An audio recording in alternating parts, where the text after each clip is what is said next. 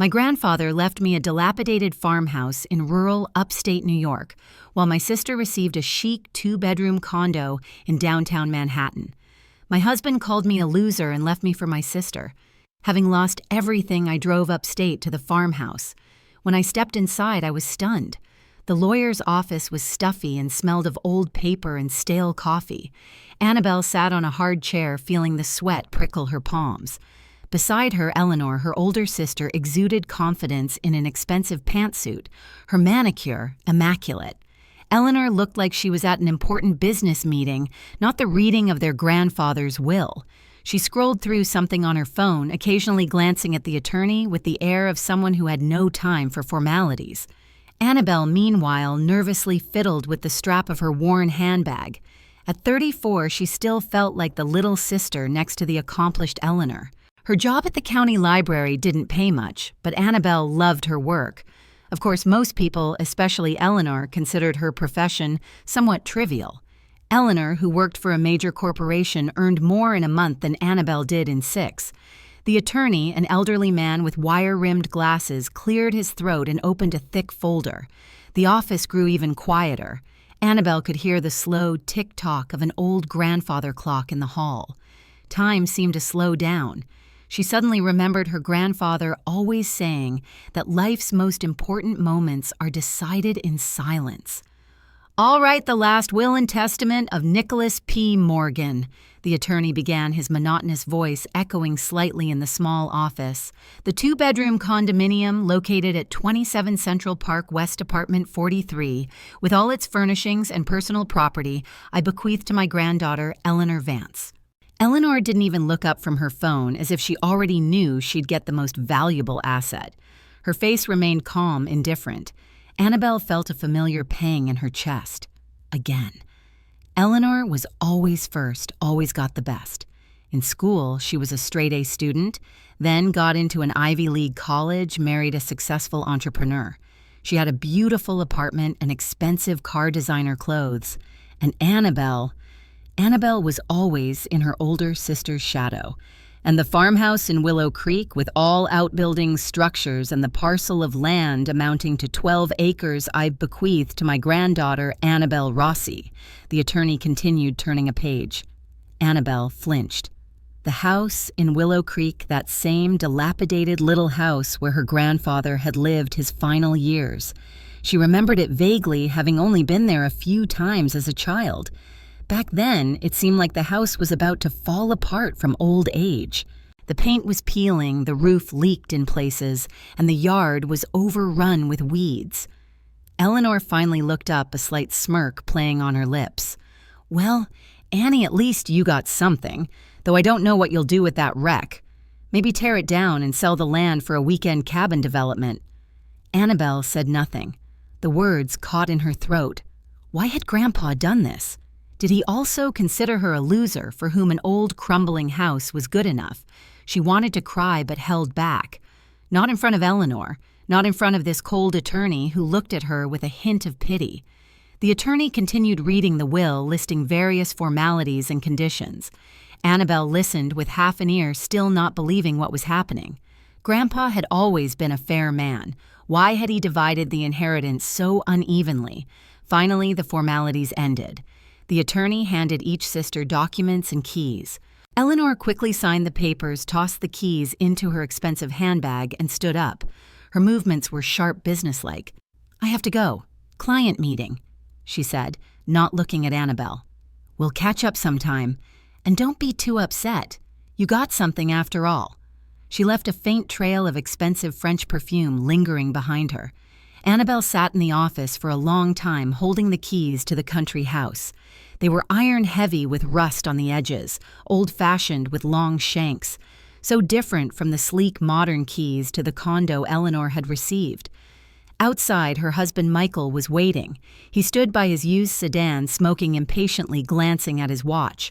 His face was a mask of irritation. When Annabelle emerged, he immediately dropped the half-smoked cigarette and crushed it under his heel. "Well, what did you get?" he asked bluntly, without even a greeting. "Hope it's something decent." Annabelle slowly recounted the terms of the will. With every word, Michael's face grew darker. When she finished, he just stood there silently for a few seconds, then suddenly slammed his fist on the car hood. "A farmhouse in the sticks, seriously, Annie. You always manage to screw things up. Your sister gets a condo in the city worth at least $500,000, and you get some goddamn wreck." Annabelle flinched at his harshness. Michael rarely swore at her, but lately he'd become angry and irritable, especially when money was involved. "I didn't choose anything Grandpa decided," she tried to explain, her voice trembling. "And you couldn't influence him somehow. Show him you deserved more. Talk to him, explain your situation. No, you were always a quiet little mouse, always standing on the sidelines, good for nothing. Can't even get a decent inheritance." The words cut deeply. Annabelle felt tears welling up.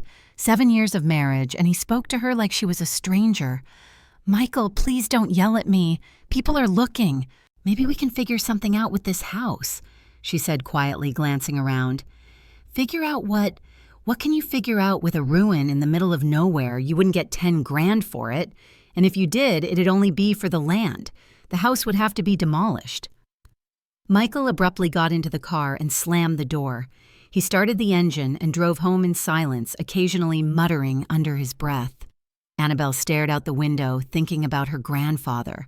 Nicholas Morgan had been a quiet, reserved man. He'd worked his whole life as a carpenter, then a foreman at the local lumber mill. After retiring, he'd moved to Willow Creek. He said the city was too suffocating, but in the country the air was clean, and he could finally live for himself. Annabelle remembered visiting him during summer vacations as a child.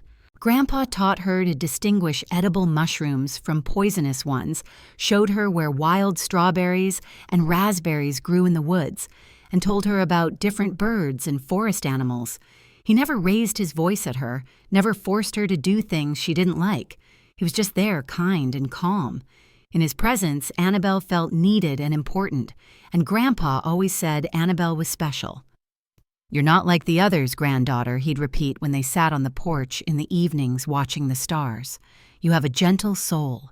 You see beauty where others don't. That's a rare gift." Back then, Annabelle didn't understand what he meant. Now those words seemed like a bitter joke. How special could she be if her own husband considered her a worthless loser at home? Michael immediately turned on the TV and stared at the screen, flipping through news channels. Annabelle went to the kitchen to make dinner. She peeled potatoes, wondering what to do now. Maybe she really should try to sell the house, though. Who would buy a wreck in a deserted village with no decent roads? She remembered that very few people still lived in Willow Creek, mostly elderly folks who didn't want to move to the city. The young people had left long ago. There was no store, and the post office operated once a week. Complete boondocks. During dinner, Michael ate in silence, occasionally glancing at the TV. Annabelle tried to start a conversation about weekend plans, but he answered in monosyllables. Finally, he put down his fork and looked at her seriously. "You know, Annabelle, I've been thinking a lot today. Our marriage isn't working out. You can't give me what I need for a fulfilling life." Annabelle looked up from her plate. Her heart began to pound. "What are you talking about?" "I'm talking about needing a woman who will help me achieve success in life, not someone who works for peanuts at a library and inherits some shack. I'm 37, Annabelle. I want to live well, not count every penny." "Michael, you knew who you were marrying. I never pretended to be rich or successful. I was always honest with you." "Yes, I knew, and that was my mistake. I thought you'd change, become more ambitious, find a better job. But you remained a gray mouse, content with little." Annabelle felt something inside her break. "And what are you suggesting, a divorce?" "I've already consulted a lawyer. In the meantime, you can stay with friends, or in your wonderful village." He said the last words with such derision that Annabelle shuddered. Michael got up from the table and headed for the door, but she stopped him. "Wait," Annabelle said, her voice trembling. "What about everything we had, 7 years together? Our plans, our dreams. 7 years of mistakes." He cut her off, not even turning around. "By the way, Eleanor was right when she said you weren't my type. She's a smart woman, practical, not like—" He didn't finish, but Annabelle understood. Eleanor, of course. Successful, beautiful, wealthy Eleanor, and now with a condo in the city. You're with her, Annabelle barely managed to say, feeling a chill run through her. We've just been talking a lot lately. Her husband's always on business trips. She's lonely. And I realized I find her interesting. We have similar views on life. She understands what it means to strive for the best. Annabelle sat at the table looking at the man she had lived with for 7 years. Was this the same Michael who once complimented her, gave her flowers on her birthday, promised to always be there? Now he seemed alien, cold, cruel, as if a mask had fallen from his face. "Pack your things," he said indifferently. "I want you out by tomorrow evening. I'm keeping the lease on this apartment so there won't be any problems." And he walked out, leaving Annabelle alone at the table with her cooling dinner. She sat there unable to believe what was happening. In one day, everything had been taken from her hope for a decent inheritance, her husband, her home. All that remained was an old building in a forgotten village she barely remembered. Annabelle didn't sleep that night. She lay on the sofa in the living room. Going into the bedroom felt wrong, and thought about her life. 34 years old, and what did she have? A job no one valued. A husband who had betrayed her with her own sister. A sister who had always considered her a loser. And now this mysterious house in the middle of nowhere. She remembered her childhood, those rare trips to Grandpa's. The house had seemed huge and mysterious then. It had many rooms. The old furniture smelled of wood and something else she couldn't identify. Grandpa would show her around telling stories about who used to live there. But that was so long ago that the memories had faded into vague images. In the morning, she began to pack clothes, books, a few cherished trinkets, photographs. Everything fit into 2 large suitcases and a duffel bag. So little remained of 7 years of shared life. Michael had left early for work without even saying goodbye. A note in his messy handwriting lay on the kitchen table. "Leave the apartment keys on the nightstand in the hall." Annabelle called a cab and went to the bus station. She had no other choice. She had no close friends left. Michael didn't like her socializing, saying it was a waste of time. Her parents had died 10 years ago in a car accident. She didn't want to talk to Eleanor at all after yesterday's revelation. All that was left was Grandpa's house in Willow Creek. At the bus station ticket counter, she bought a ticket on a regional bus. It was a 3.5-hour ride to Willow Creek with a transfer in the county seat. Annabelle sat by the window in the old shabby bus and watched the city slowly recede. First the high-rises of residential areas, then private houses on the outskirts, then fields and forests. The bus was stuffy and smelled of diesel mixed with the odor of old seats. An elderly woman across from her was knitting a thick sock occasionally, glancing at Annabelle with unconcealed curiosity, probably wondering why a young city woman with expensive suitcases was heading to such a remote place. A man in work clothes dozed beside her, and across the aisle a mother sat with a small child who alternated between crying and laughing. Annabelle took an old photograph of her grandfather from her bag and looked at it for a long time. Nicholas Morgan smiled at the camera holding a freshly caught fish. In the background was the very house in Willow Creek. Annabelle was about 12 then, and Grandpa had taught her to catch sunfish in the local pond. It was one of her brightest childhood memories, a quiet morning mist over the water patiently waiting for a bite. "Grandpa," she whispered, looking at the faded photograph, "why did you leave me this house? What am I supposed to do with it? What were you thinking?" The bus bounced on the potholes. Pines and birches flashed by the window. Occasionally, small villages with dilapidated houses appeared. The sun was already setting when the first houses of Willow Creek finally came into view. The village greeted her with silence and complete desolation. More than half the houses stood empty, their windows boarded up. Grass grew on some roofs. There wasn't a soul on the single street, only a ginger cat roaming about and some chickens pecking at something in the dust. The driver, a middle-aged man in a wrinkled shirt, helped Annabelle unload her suitcases near the bus stop sign and shook his head sympathetically. "Got far to haul those?" he asked. "Hardly anyone lives here now. Just old Mrs. Peterson in that house." He nodded towards a leaning shack. "And a couple of other old-timers. "The Morgan house," Annabelle replied. "Nicholas Morgan's place." Oh, Nick knew him. Good man, rest his soul. His place is at the far end past that old willow tree. About a 10-minute walk. The bus drove off, leaving Annabelle alone on the broken road with her suitcases. She looked around, trying to get her bearings. The village looked even more abandoned than in her childhood memories: leaning fences, weed-choked gardens, collapsed sheds, and that oppressive silence broken only by the wind in the crowns of old trees. Annabelle grabbed the suitcase handles and dragged them along the bumpy road. They were heavy, and she had to stop often to rest and get a better grip. There hadn't been asphalt here for a long time, only packed earth with deep ruts from tractors. Finally, as dusk settled, the familiar silhouette of the old willow tree under which Grandpa had once placed a bench appeared, and behind it, the house. Annabelle stopped at the rickety gate and looked at her new home in the light of a single distant streetlight. The house looked even worse than in her childhood memories. It was gray, its wooden walls darkened by time, the roof rusted. The shutters hung crookedly, some on a single hinge. The porch sagged noticeably in the middle.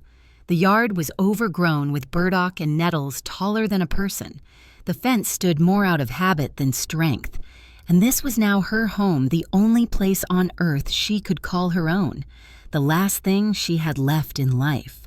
She took out the heavy iron keys and struggled to open the gate. It was rusted and jammed. The hinges groaned mournfully in the night silence. She had to force her way to the porch through thickets of weeds and nettles that stung her hands. Annabelle reached the front door and inserted the key into the old lock. It didn't give way immediately. She had to jiggle it and push several times. Finally, the lock clicked and the door slowly creaked open. Annabelle stepped over the threshold and fumbled for a light switch. To her surprise, the light came on. So the electricity hadn't been cut off. She looked around and immediately froze, utterly astonished by what she saw. Inside the house was nothing like she expected. Instead of dust, cobwebs, and desolation, she was met with almost perfect cleanliness. The floors were washed, the furniture neatly arranged.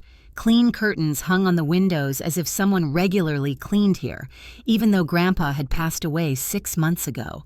Annabelle slowly walked to the center of the room, leaving her suitcases by the door.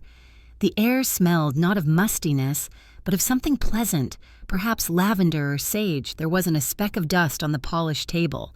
Pots with live, clearly watered plants stood on the windowsills. "How strange," she whispered, looking around. Who could have been cleaning here? The living room had old furniture that Annabelle vaguely remembered from childhood. A large oak table, several chairs with carved backs, an antique hutch with china behind glass. In the corner was a worn but well-kept dark green sofa with embroidered pillows. It was on this sofa that she had once fallen asleep listening to Grandpa's stories about the war and post-war life. Annabelle went to the window and drew back the curtains. Outside, it was completely dark, only the occasional yellow gleam of a distant streetlight. An amazing silence filled the house, gradually calming her frayed nerves. There was no city noise, no honking cars, no shouting neighbors, only the quiet ticking of the old clock on the wall and the barely audible rustle of wind in the leaves outside. She went into the kitchen and turned on the light. Everything was in order here, too. Spotless pots and pans sat on the stove. Jars of grains and canned goods were neatly arranged in the cabinets. There was even food in the refrigerator, milk, bread, butter, all fresh as if someone had been preparing for her arrival. "It can't be," Annabelle muttered, checking the expiration date on the milk carton. "This was bought yesterday." She returned to the living room and sank onto the sofa. The soft pillows cushioned her tired body, and for the first time in 2 days, she felt something akin to peace. The house greeted her not with hostility, but with a strange warmth, as if it had truly been waiting for her. Annabelle closed her eyes and tried to remember what this house looked like in her childhood. It had seemed huge and full of mysteries then. Grandpa showed her the rooms, old photographs told stories about his parents and grandparents. There were many nooks and crannies where one could hide and dream. And it always smelled of something special here, wood-old books and Grandpa's pipe tobacco. The smell of tobacco was gone now, but the aroma of wood and books still filled the air. Annabelle got up and went to the bookshelf against the far wall. Rows of worn volumes were visible behind the glass doors. Many titles were unfamiliar, but she remembered some of the books. Grandpa had read them to her as a child. She opened a door and took out one of the volume's American Folk Tales, a familiar blue binding with gold letters. She opened the book to a random page and saw Grandpa's notes in the margins, his neat handwriting pencil-written notes. For Annie, about Paul Bunyan, was written next to one of the tales. Tears unexpectedly welled in her eyes. Grandpa remembered which stories she loved most. Even after her infrequent visits, he hadn't forgotten his little granddaughter, who was always quieter and less noticeable than her older sister. She carefully put the book back and continued exploring the house. In the bedroom stood a large wooden bed with clean linens. On the nightstand lay Grandpa's glasses and an old alarm clock that still ticked. Everything looked as if Grandpa had just stepped out for a minute and would be back soon. In the corner of the bedroom stood an antique dresser with many small drawers. Annabelle remembered how Grandpa used to take out various interesting things from there as a child: old coins, dried flowers, yellowed letters. It seemed to her then that the dresser was magical and you could find anything in it. She approached the dresser and gently pulled one of the handles. The drawer slid out easily without a creak. Inside were neatly folded handkerchiefs, cufflinks, an old pocket watch on a chain. Everything was clean and well kept, as if someone regularly sorted through these items. In the next drawer she found photographs, many old black and white pictures Grandpa in his youth, his parents some unfamiliar people in old-fashioned clothes, and at the very bottom lay more recent color photographs. Annabelle recognized herself a little girl with pigtails standing next to Grandpa by this very house. In one photo, they were sitting together on the porch, and Grandpa was reading her a book. In another, they were walking along a forest path holding hands. In a third, Annabelle was helping Grandpa in the garden, earnestly digging a row with a small spade. She had been so focused, so eager to help. "I had completely forgotten," Annabelle whispered, looking at the photographs. "I used to love coming here. Why did I stop?" She remembered Eleanor always finding reasons not to visit Grandpa. She had plans with friends or exam preparations or something else important, and her parents didn't insist, saying their older daughter was grown up and decided for herself how to spend her holidays. Annabelle then also stopped asking for trips, not wanting to seem pushy, and Grandpa never complained. He called on holidays, asked about their lives, always said he was glad to hear from them. But sometimes a sadness tinged his voice, which Annabelle hadn't noticed then, but now remembered with a pang of heartache. She put the photos back and closed the drawer. The house grew quieter. Night had fallen outside. Annabelle felt exhausted. The day had been too hard. Too much had happened. She just wanted to lie down and forget, at least for a few hours, not think about her ruined life. She returned to the living room for her suitcases and dragged them into the bedroom. She took out her pajamas and toiletries. To her surprise, the bathroom was also in perfect order. A clean towel soap, even a new toothbrush and toothpaste in sealed packaging. Someone definitely prepared for my arrival, Annabelle thought. But who? And how did they know I was coming? After washing up and changing, she lay down in Grandpa's bed. The linen smelled fresh with a faint herbal scent. The mattress was comfortable, the pillows soft. Annabelle lay in the dark, listening to the night sounds of the village. An owl hooted somewhere, leaves rustled. A cat purred softly under the window.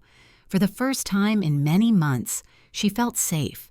Michael wasn't here with his demands and irritation. Eleanor wasn't here with her condescending looks. Her colleagues, who considered her work trivial, weren't here. Only silence, peace, and a strange feeling that the house accepted her as its own. "Grandpa," she whispered into the darkness, "if you can hear me, thank you. Thank you for leaving me this house. I don't know what I'll do with it, but right now it's the only place where I can be myself." Sleep came slowly. Annabelle thought about tomorrow. She needed to sort out practical matters, register the house in her name, decide whether to stay here or try to sell the land. She had to call work, explain the situation, somehow arrange her new life. But all that seemed distant and not very important. What mattered was that she had found refuge, a place to stop, catch her breath, and figure out what to do next. Grandpa's house had welcomed her like an old friend, and for the first time in a long while, Annabelle felt she wasn't alone. As she drifted off to sleep, she remembered Grandpa's words about her being special. Then those words had seemed just an old man's affection for his granddaughter. Now Annabelle thought, maybe Grandpa really did see something in me that others didn't. Maybe by leaving me the house, he knew what he was doing. Tomorrow, she promised herself, tomorrow I'll understand everything. I definitely will. And with that thought, she finally sank into a deep, peaceful sleep, the kind she hadn't had in a very long time. Annabelle woke to birdsong. Outside, the morning sun was shining and the world seemed different, not as gloomy and hopeless as yesterday. She stretched in bed feeling truly rested for the first time in months. In the city apartment, she constantly woke up to the sounds of cars, neighbors, construction work. Here, it was so quiet she could only hear birds singing and leaves rustling. Annabelle got up and went to the window. In the morning, the village didn't look as dreary as it had the night before. The sun gilded the tops of old trees. A few deer grazed peacefully in a distant field. Somewhere, a cow mooed. Beyond the leaning fence, she saw an overgrown orchard where she could make out apple and pear trees and currant bushes. Everything was overgrown with grass, but beneath the weeds, neat paths and garden beds were discernible. Grandpa worked hard here, she thought, and now it's all overgrown. Annabelle quickly wash-dressed and went down to the kitchen. There really were fresh groceries in the fridge. Someone had clearly taken care of her arrival. She made coffee, fried some eggs, and sat down to breakfast by the window, admiring the view of the orchard. During breakfast, she kept wondering who could have been cleaning the house and buying groceries. Maybe Grandpa had asked one of the neighbors to look after the house, or he had a housekeeper. But a housekeeper in such a remote place. After breakfast, Annabelle decided to thoroughly inspect the entire house in daylight. Yesterday, she had been too tired to notice details. She started with the living room, carefully examining the furniture, paintings on the walls, trinkets on the shelves. Old framed photographs hung on the walls, Grandpa in his youth. His parents, some relatives, Annabelle didn't remember. One photograph particularly caught her attention. It showed this very house but many years ago. It looked new, well kept. A beautiful garden with flower beds and paths surrounded it. Elegantly dressed people stood near the house, probably Grandpa's family. What a beautiful house it was, Annabelle murmured, and what a wonderful garden. She continued her inspection. The hutch held antique china painted plates, crystal glasses, silver spoons. Everything was well-maintained, polished. The dresser drawers contained old documents, letters, and other papers Grandpa had carefully preserved. Annabelle reached the sofa and stopped. There was something peculiar about it. The sofa wasn't positioned quite right, not parallel to the wall, but at a slight angle, as if it had recently been moved and then not put back precisely. She moved closer and noticed that one of the cushions lay differently from the others. She carefully lifted it and gasped. Under the cushion lay a white envelope on which, in Grandpa's familiar handwriting, was written, "To my beloved granddaughter Annie." Her heart began to race. Annabelle took the envelope with trembling hands. It was sealed, but the seal was old. It was clear the envelope had been there for a long time. She carefully opened it and took out a sheet of paper folded in 4. The handwriting was indeed Grandpa's, neat, old-fashioned, with characteristic flourishes. Annabelle unfolded the letter and began to read. "My dearest Annie, if you are reading this letter, it means I am gone, and you have come to our home. I knew you would come. I knew it would be you, not Eleanor, because you were always special, and I always saw that. You're probably wondering why I left you the old house and Eleanor the condo. You probably think I was unfair to you. But believe me, granddaughter, I left you far more than any apartment. Remember when you were little, you used to ask me about treasures. You always dreamed of finding pirate gold or bandits' loot. I used to laugh and say treasures were fairy tales. But I was deceiving you, my dear. Treasures do exist, and one of them is waiting for you." She paused, rereading the last lines. Her heart was beating so loudly she could hear it. Treasure Grandpa was talking about real treasure. She continued reading. All my life I've been collecting what I'm leaving you, bit by bit, hiding it from everyone. Even your grandmother, God rest her soul, didn't know the whole truth. I didn't just work as a carpenter and at the mill. I had another pursuit, one nobody suspected. In the hard times after the war and later during recessions, many families left the countryside, moved to the cities. They sold or simply abandoned their homes with all their belongings. I bought valuable things from them for pennies, antique jewelry, coins, items made of precious metals. Back then, nobody understood their true worth. Later, I sold some of these items in the city to collectors and antique dealers, but I kept the most valuable for myself: gold jewelry, old coins, precious stones. I hid all this, saved it for you, because I knew you were the only one in our family who would understand that real treasure isn't money, but memory, history, connection to our ancestors. My treasure is buried in the yard under the old apple tree, the very one under which you and I sat while I told you stories. Dig 3 feet deep, 5 feet from the trunk towards the house. There you will find a metal box. Annie. This treasure is your true inheritance, what will help you start a new life, become independent, fulfill your dreams. But remember, wealth should make a person better, not worse. Don't turn into an Eleanor for whom money is more important than family and human relationships. I love you, my dear granddaughter. I hope you'll forgive an old man this little deception. Your Grandpa Nicholas. Annabelle finished the letter and just sat there holding the paper. Treasure. Real treasure buried in the yard. Grandpa had collected treasures his whole life and hidden them for her. It can't be, she whispered. This must be some kind of joke. But the handwriting was real. The paper was old and the details in the letter were too precise. Grandpa truly knew her character remembered their childhood talks about treasures, and the apple tree in the yard was indeed the one under which they had sat. Annabelle stood up and went to the window. Behind the house, an old sprawling apple tree, the largest in the orchard, did indeed grow. Under its branches, the old bench where she had once listened to Grandpa's stories was visible. 5 feet from the trunk towards the house, she repeated the words from the letter, 3 feet deep. Her hands trembled with excitement. What if it was true? What if Grandpa had really left her a treasure? But even if so, where would she get a shovel? And what would she do if the neighbors saw her digging in the yard? Annabelle went out onto the porch and looked around. The neighboring houses were practically invisible. They were far away and most were empty. The only sign of life was smoke from a chimney of one house about 200 yards away, but her yard wasn't visible from there. She walked around the house and found a shed. The door creaked but opened. Inside were garden tools, shovels, rakes, hoes, all old but serviceable. Annabelle took a shovel and headed towards the apple tree. Approaching the tree, she reread the letter, 5 feet from the trunk towards the house. She paced off the distance, stood at the designated spot, and plunged the shovel into the ground. The soil was soft, loose. It was clear a garden bed or flower bed had once been there. Annabelle began to dig, trying to do it carefully, so as not to damage any potential find.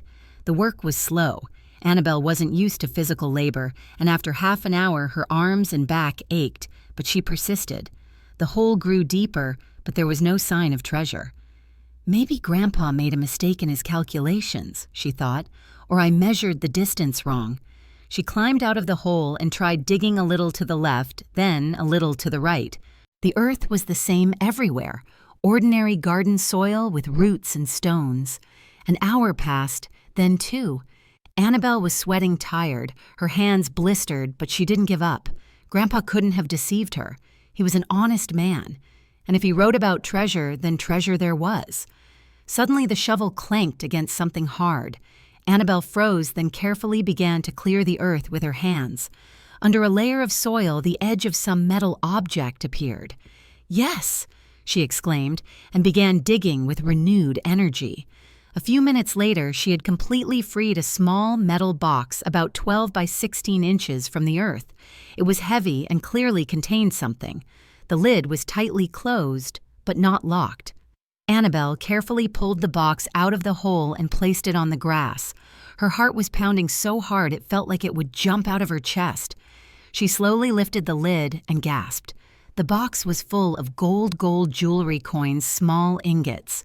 In the sunlight, the metal sparkled and shimmered with all shades of yellow. Annabelle had never seen so much gold in her life. She carefully picked up one of the pieces, a massive gold necklace with precious stones. It was heavy real. Then she took out a handful of old coins with unfamiliar inscriptions and images.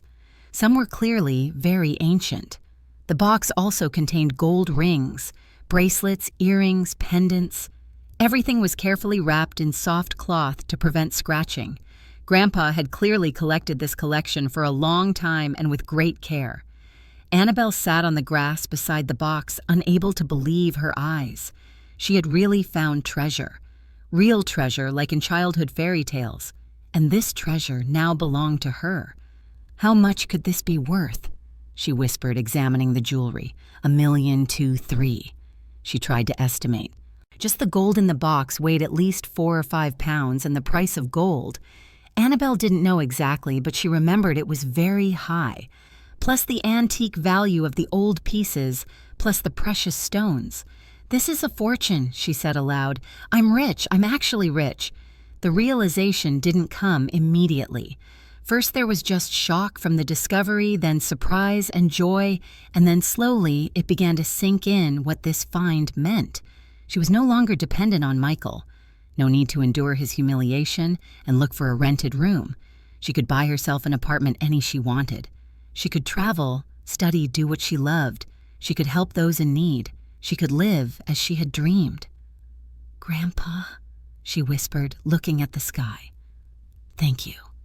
Thank you for believing in me, for leaving me this treasure." She carefully put the jewelry back in the box and closed the lid. She needed to hide the treasure in the house until she decided what to do with it. She needed to find an appraiser, find out the exact value. She needed to properly handle everything legally. But most importantly, she needed to get used to the idea that her life had changed drastically. Just yesterday, she was an abandoned wife with nothing but an old house in the country. And today, she had become the owner of a real fortune. Annabelle lifted the heavy box and carried it into the house. In the hallway, she paused, wondering where best to hide it. Eventually, she decided to put it in the bedroom in the closet behind her clothes. After hiding the treasure, she sat on the bed and took out her phone. There were several missed calls from an unknown number and one message from Michael. "When are you picking up the rest of your things?" Annabelle smirked. Just yesterday, this message would have upset her, made her feel guilty. Today, it seemed simply ridiculous. Michael had no idea what had happened, no idea who his ex-wife had become. She didn't reply to the message. Instead, she called her work and said she was taking an unpaid leave of absence indefinitely. The head librarian was surprised, but didn't press. Annabelle was a diligent employee and had a right to a break.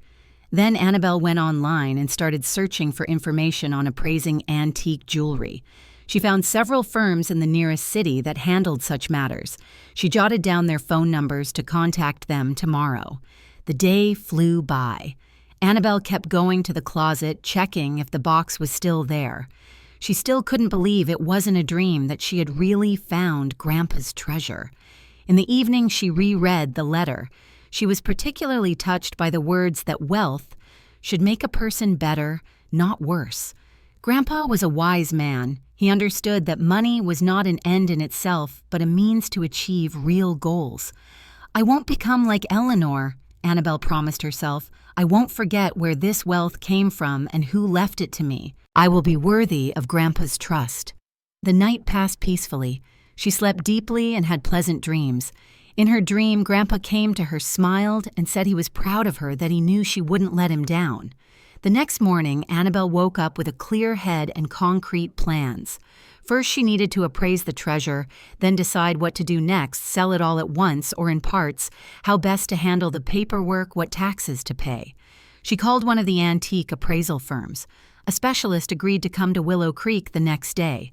Annabelle warned him that the collection was quite large and valuable, so an experienced expert was needed. "Tomorrow, everything will be clear," she told herself. "Tomorrow, I'll find out how rich I really am." Meanwhile, she decided to tidy up the house and garden. Now that she had the means, she could turn this place into a real family home the way it once was, judging by the old photographs. Grandpa had left her not just treasure, he had left her an opportunity to start a new life, and Annabelle was determined not to miss this chance. The next day, promptly at 10:00 a.m., a sedan pulled up to the house. A middle-aged man in a business suit carrying a briefcase got out. It was Stephen V. Miller, an expert appraiser of antiques from the city. "Annabelle Rossi?" he asked, approaching the gate. "Mr. Miller, yes. We spoke about appraising a collection." Annabelle nodded and led him into the house. The expert surveyed the surroundings with a professional eye, noted the antique furniture, and nodded approvingly. Good condition. Clearly the owners cherished these items.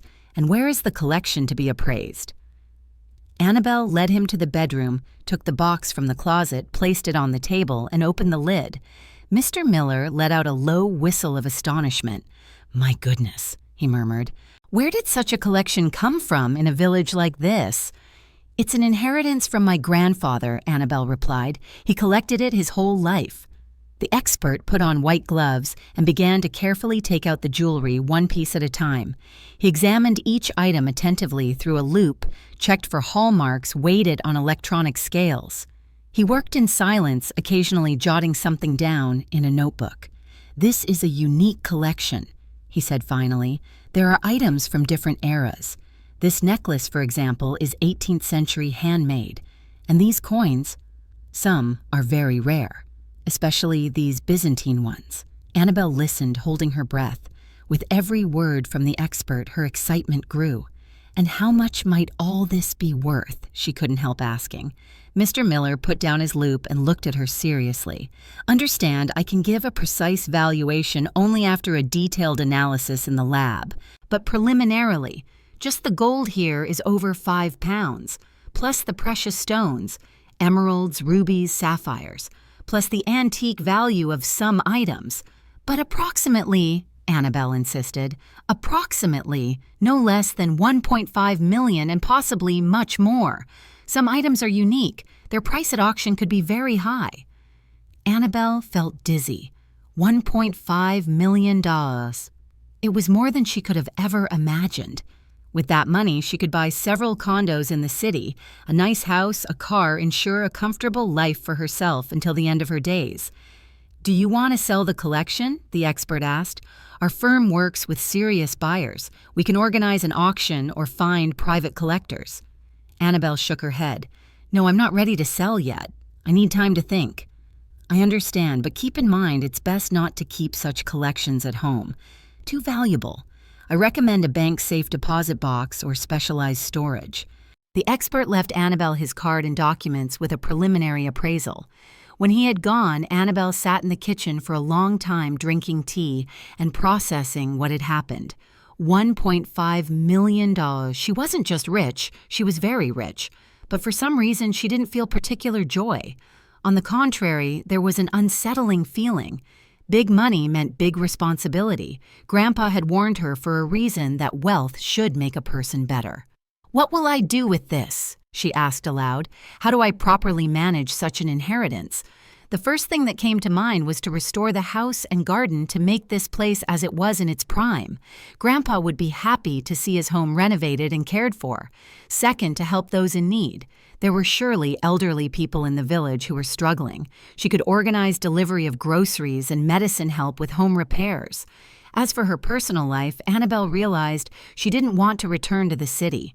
Here in Willow Creek, she felt a peace and tranquility she never had in the urban hustle. Maybe she should stay here for good. Her thoughts were interrupted by a phone call. Michael's number flashed on the screen.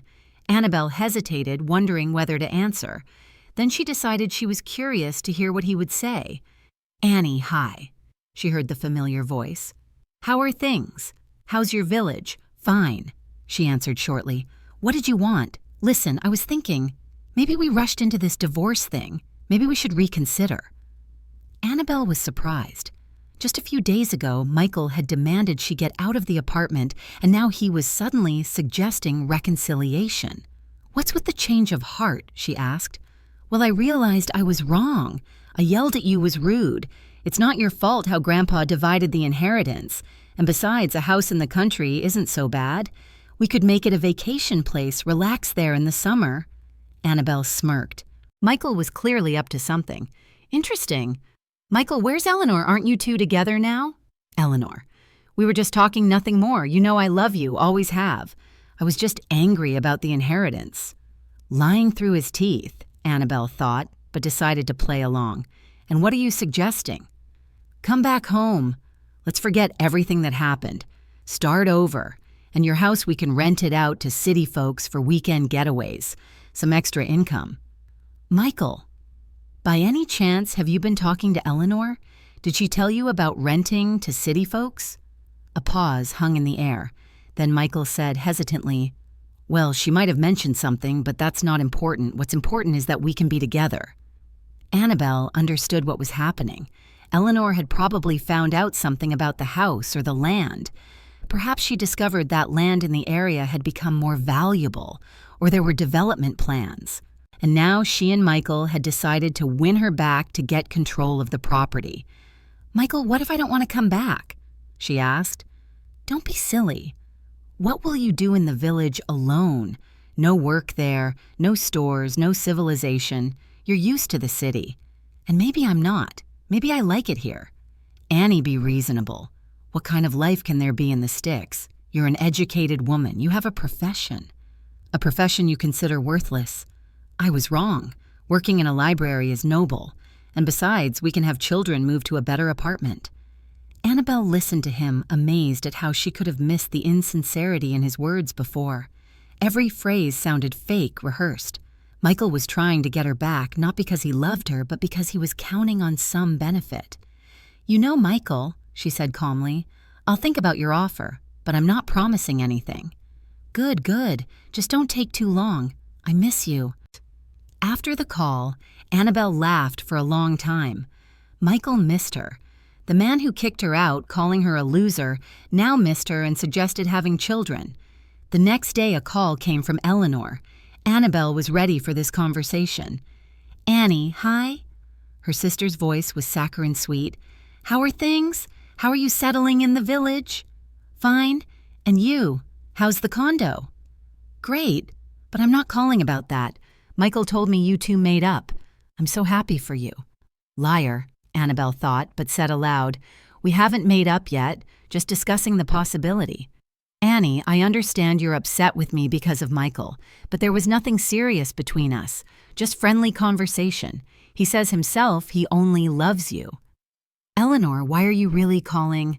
"I want to help. I did some research on your area. You know they're planning to build a luxury housing development there. The plots will be very expensive. Your house in the long run could increase in value significantly." So that's it, Annabelle thought. Eleanor had found out about the development plans and decided to get a piece of the pie. "And what do you suggest? Let me handle the sale. I have connections with real estate agencies. We'll find a good buyer, sell the land for a high price. We'll split the proceeds 50-50. Half for you, for the land, half for me, for my work." Annabelle almost laughed. Eleanor was offering her half the value of her own land and considered it generous. "And if I don't want to sell?" "Annie, don't be a fool. What will you do with that wreck? Live in the city, buy a normal apartment with the money." "Eleanor, by any chance have you been discussing all this with Michael?" "Well, I might have mentioned it, but it's in your best interest. We both want to help you." "I see," Annabelle said. "I'll think about it. Just don't take too long. You can make good money before construction starts. After that, prices might drop." After talking to her sister, Annabelle finally understood what was happening. Michael and Eleanor thought she was a simpleton who could be easily fooled. They planned to win her back, get hold of the land, and profit from its resale. She was supposed to be happy with the crumbs they'd leave her. "How wrong you are," Annabelle said aloud. "How very wrong." She took the box of gold from the closet and looked at her grandfather's treasure again. Each piece of jewelry was a work of art, each coin a piece of history. Grandpa had spent his life collecting this beauty, and now it belonged to her. "I won't sell a single thing to Michael and Eleanor," Annabelle decided. "Not the jewelry, not the house, not the land. They'll get nothing." A week later, Michael drove to Willow Creek. Annabelle saw the familiar car from the window and went out to meet her ex-husband. He looked pleased and confident. "Hi, Annie."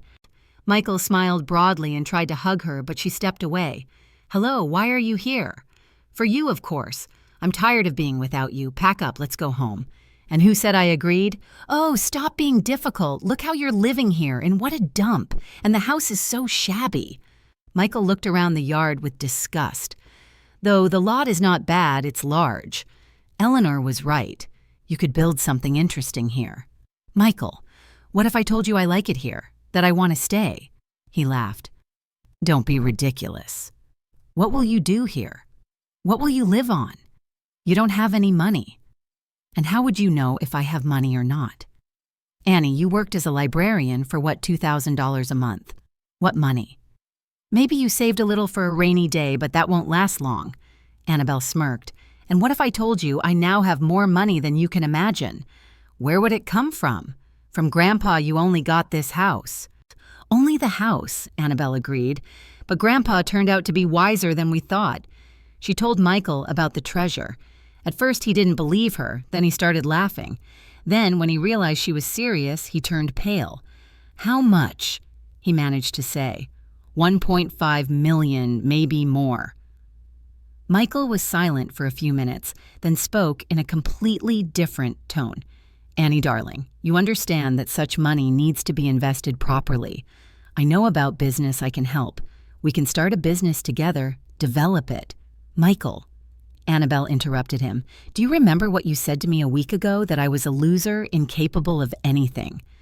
"I was angry, I didn't mean what I said. You know how much I love you. And do you remember kicking me out of the house, telling me to pack my things?" "Annie, sweetie, let's forget all the bad stuff. Let's start a new life. With this kind of money, we can do anything." Annabelle looked at him with pity. "You know, Michael, I once loved you. I thought you were a good person. But you turned out to be just greedy and calculating." "What do you mean?" "I mean that a week ago you considered me a loser, and today, after finding out about the money, you suddenly consider me worthy of your love again. That's not love, that's greed." Michael tried to argue, but Annabelle wouldn't listen. "You know what I'll tell you. I don't need a loser like you anymore. A man who loves my money, not me. Who's ready to abandon his wife in hard times and come back when things are good. Annie, you can't do this to me. We lived together for 7 years. Yes, we did, and those 7 years showed what you're really worth." She turned and walked towards the house.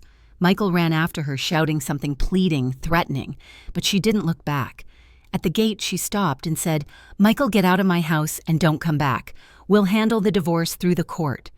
"You'll regret this," he yelled. "You can't handle that kind of money alone. You'll find people worse than me." "Maybe," Annabelle said calmly, "but that will be my problem. Now leave." Michael yelled a bit more, then got into his car and drove off, slamming the door loudly. Annabelle went into the house and felt an immense sense of relief. Finally, this chapter of her life was over. No more enduring humiliation, making excuses, feeling like a loser. She was free. In the evening, Eleanor called. Her voice was angry. "Michael told me about your find," she said without preamble. "You think you're so smart. Smart enough not to let myself be fooled," Annabelle replied. "And do you remember who took care of you all your life? Who helped you with school, with work? I'm your older sister, and I have rights to Grandpa's inheritance. Eleanor Grandpa left you the condo and me the house, each what he thought appropriate.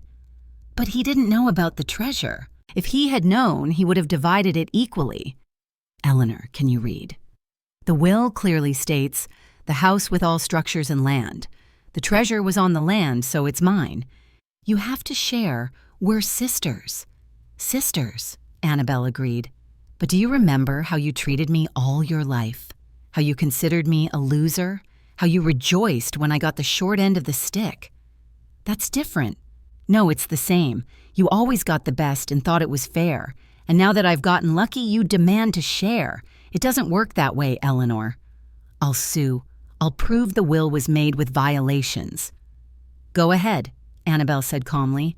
"Just keep in mind I now have money for good lawyers." Eleanor yelled a bit more and hung up. Annabelle turned off her phone and went out into the garden. The sun was setting behind the trees, painting the sky in gold and pink hues. Birds were singing somewhere. The air smelled of flowers and freshness. "Grandpa," she said softly, "thank you for everything. For the house, for the treasure, for the chance to start a new life, and for teaching me to distinguish real people from fakes." She took out her phone and called a construction company from the city. "Hello, my name is Annabelle Morgan Rossi. I'd like to order the restoration of an old house and landscape design for the property. Money is no object, but I want everything done with quality and heart." 6 months later, Grandpa's house was unrecognizable. It had been restored, painted, the roof repaired. New flower beds were planted in the garden, paths were restored, and a beautiful gazebo was built. The house was once again as it had been in its prime. Annabelle didn't return to the city. She stayed in Willow Creek, opened a small library in one of the rooms of the house, helped her elderly neighbors, and engaged in charitable work. She sold some of the gold, kept some as a family heirloom. Michael tried to sue for half the property, but lost. The divorce was finalized quickly. Eleanor also filed lawsuits, but unsuccessfully. The will had been drawn up correctly. Annabelle was happy. She had found her place in life, realized her worth, gained independence. Grandpa had been right. She really was special. It just took time to understand it. And every evening, sitting in the garden under the old apple tree, she thanked her grandfather for his wisdom, love, and faith in her. The treasure he had left was not just gold, but the key to a new, happy life.